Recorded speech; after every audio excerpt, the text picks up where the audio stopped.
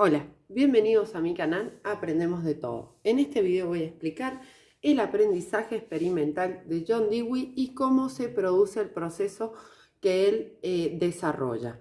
Antes vamos a ver algunos aspectos importantes sobre su biografía.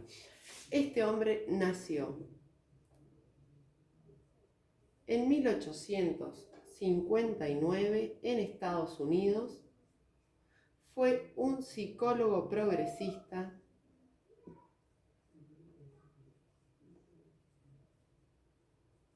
y filósofo pragmático.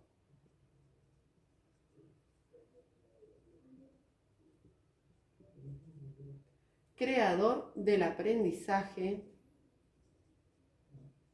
experimental y pedagogo. Bien, ¿de qué trata básicamente el aprendizaje que él desarrolla? Dice que este tipo de aprendizaje se da a través de la experiencia. ¿Qué nos quiere decir? Él dice que el sujeto de aprendizaje o el niño tiene que interactuar con el aprendizaje y aplicarlo en su vida, ¿sí? Dice que el aprendizaje es parte de la vida. La educación no es una preparación para la vida, es la vida en sí.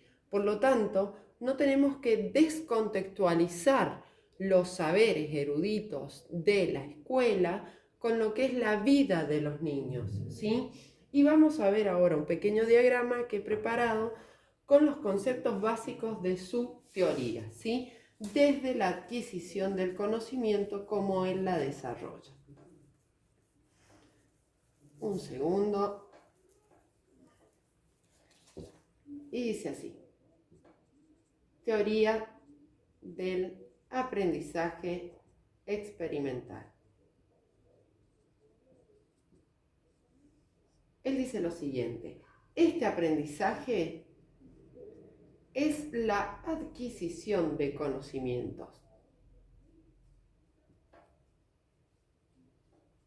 los cuales serían habilidades, conductas, conocimientos y valores. Todo esto implica la adquisición de un conocimiento. ¿Cómo se va a dar este proceso? Se va a dar efectivamente o de forma efectiva de la siguiente manera: mediante la reflexión, como un proceso consciente de construcción cognitiva de conocimiento, un proceso consciente de construcción cognitiva de conocimiento, y se va a dar por medio de la motivación. Y en esta motivación, recuerden que nosotros siempre hablamos de dos tipos de motivación: la motivación interna, que es el interés por aprender algo, y la motivación externa, donde interviene el docente y despierta esa motivación mediante los materiales, recursos o la actividad que va a proponer. Bien, ¿cómo se da este proceso?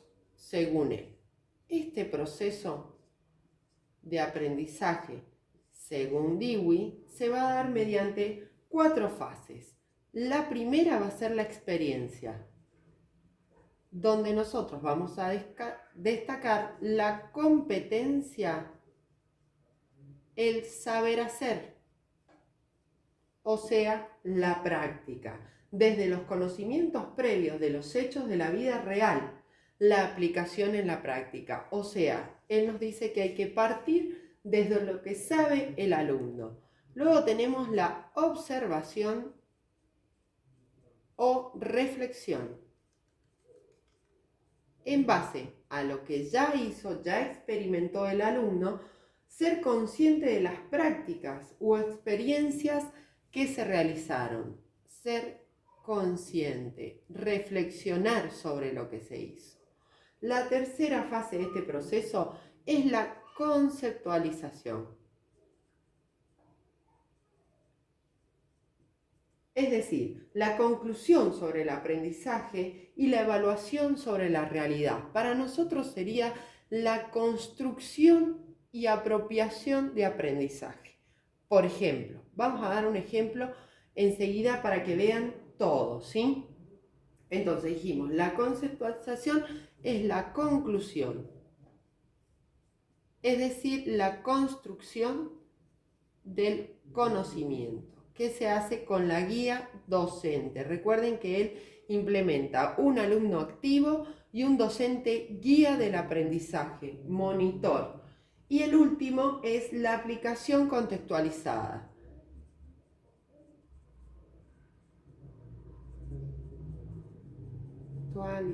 Bien, ¿qué nos dice esto? Es la aplicación de ese conocimiento y el análisis. Aplicación y análisis. Bien, veamos en un ejemplo cómo sería la teoría del aprendizaje experimental en una institución escolar. Pues bien, yo quiero enseñar el ciclo de vida de las plantas. Lo primero que tengo que hacer es que los niños planten una semilla, ¿sí? Entonces experimenten cómo va creciendo. ¿Cómo? Y si puede ser en un frasco donde lo puedan ver ellos, ¿sí? Observar ese crecimiento, ese desarrollo. Ellos que también la rieguen, lo pongan al sol, a la luz, etc. Mediante la experimentación se va a dar la observación y la reflexión. Por ejemplo, podemos tener dos germinaciones, una que le dé la luz y otra ponerlas dentro de un mueble oscuro o no regarlas, ¿sí? La conceptualización. Bien, ¿qué pasó? ¿Por qué se produjo esto? E incorporamos los conceptos del ciclo de la vida de una planta. En base a esto, lo aplicamos, sería la última fase de este aprendizaje. Al aplicarlo, lo que hace el alumno o el sujeto de aprendizaje es transferir el conocimiento y es el último paso del aprendizaje significativo, ¿sí? Cuando el alumno puede transferir, adaptar ese conocimiento. Y básicamente este proceso que se ve acá, él lo va a graficar de la siguiente manera. Experiencia, reflexión, conceptualización, aplicación del aprendizaje y nuevamente vuelve a hacer este proceso con cada conocimiento que deseemos enseñar. Como les decía, la óptica que tiene el docente es como un planificador guía que selecciona conocimientos y situaciones de aprendizaje, relacionándolas con la vida del alumno y su realidad social, o sea, la experiencia cotidiana que tiene cada niño. Bien, espero que te haya servido. Si te sirvió, compartí, regálame un me gusta. Cualquier duda en los comentarios, por favor. Muchas gracias.